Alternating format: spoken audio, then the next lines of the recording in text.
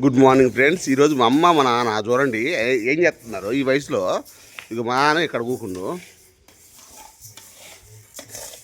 అవి ఏం చేస్తున్నావే? పెసలు మొన్న మన బండి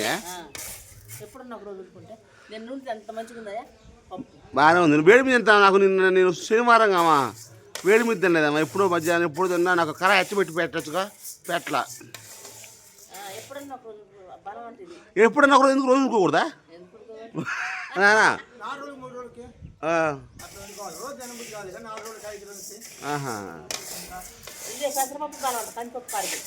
అవునా? ఆమె ఇప్పుడు ఇట్లా ఏంచపోతే ఏమైంది? రుచి ఉంటుందా?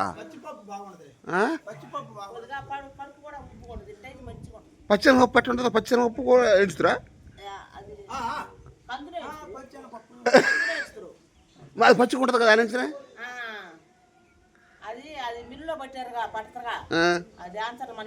ఇప్పుడు దీన్ని కూడా యాంచకుండా మిల్లు పట్టితే అది రుచి ఎక్కువ.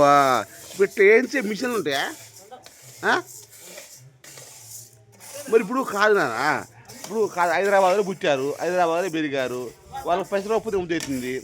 ఇట్లా ఏం వస్తుందా? పచ్చిదా?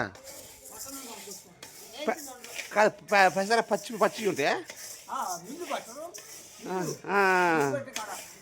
అయితే ఇట్లా ఏంచి ఉండదా హైదరాబాద్ ఇప్పుడు సిటీలలో? పచ్చి దొరికింది. నాకు ఇంట్లో పట్టి తెలవదు ఈ విషయం.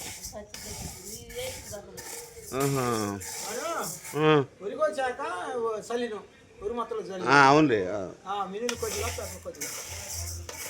ఫ్రెండ్స్. ఒక గుడ్ న్యూస్ చెప్పానా? ఒక గుడ్ న్యూస్ చెప్తానండి. మా అమ్మకి ఇవ్వాలా 7,000 వచ్చినాయి ఫ్రెండ్స్. డబ్బులు 7,000 ఎట్లా వచ్చినాయా? మా అమ్మ కరువు పనికి పోయి ఉపాధి హామీ పథకం వద్దనగా పోయి 7,000, మా నాన్నకి 6,500, మొత్తం 13,500 రూపాయలు ఇద్దరు సంపాదించారు.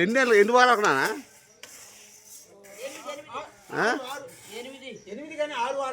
అంతేలే, 6 వారాలకు వచ్చినాయి. 6 వారాలకి 13,000 వచ్చినాయి ఇద్దరికి. అది విషయం. ఎంత పడ్డాయి ఫ్రెండ్స్ రోజుకి. వాళ్ళు ఇప్పుడు ఆ డబ్బులు ఏం చేయాలి అర్థం కావట్లేదు వాళ్ళకి. మాత్రలు ఏమన్నా మీ మాత్రలు కూర్చుకోండి.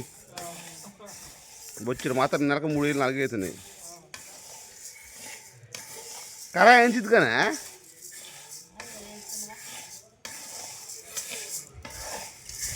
కరా నువ్వు ఏం చచ్చుగా